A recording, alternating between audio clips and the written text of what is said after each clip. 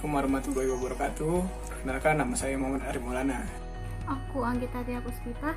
Perkenalkan, saya Raden Ayu Aulia Azizanha. Perkenalkan, nama saya Sarti Saptina. Saya Miftol Jana. Saya Ika Mawarni dari kelompok 2 Shift 2.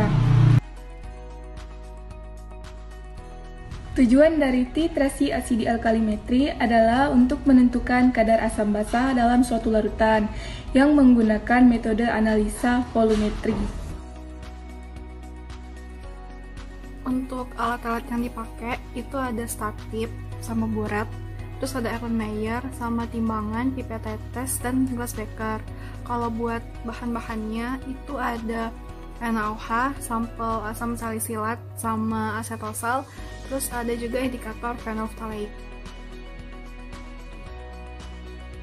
Tahapan uji yang dilakukan pertama yaitu adalah dengan melakukan pembakuan terhadap larutan standar sekunder yang kami gunakan.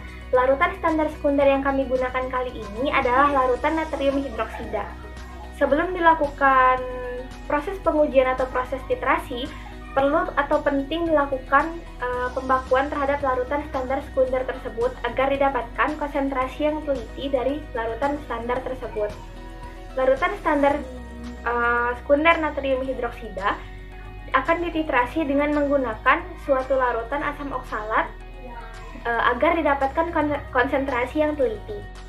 Tahapan uji yang kedua yaitu penentuan kadar atau konsentrasi dari sampel yang kami gunakan. Pada praktikum kali ini, kami menggunakan dua jenis sampel. Sampel yang pertama yaitu asam salisilat dan sampel yang kedua adalah asetosal. Dengan meneteskan tetes demi tetes larutan natrium hidroksida melalui buret menuju ke labu Erlenmeyer yang telah berisi sampel. Pengujian harus dilakukan secara berulang agar didapatkan hasil yang teliti. Mungkin itu saja yang bisa saya jelaskan. Jadi di sini saya akan menjelaskan tentang GAP.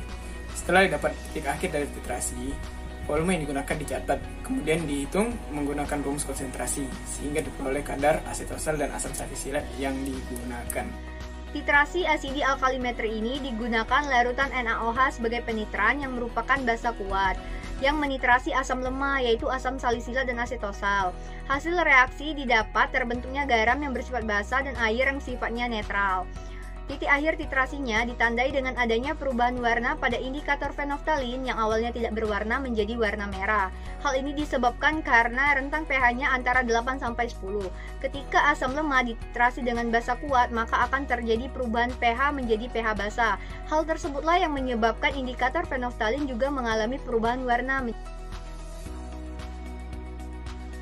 Nah, jadi dari praktik yang kita lakukan dapat disimpulkan bahwa yang pertama, titrasi asidi alkalimetri dapat digunakan untuk menentukan kadar asam basa dengan melihat volume titran yang digunakan untuk mencapai titik akhir titrasi.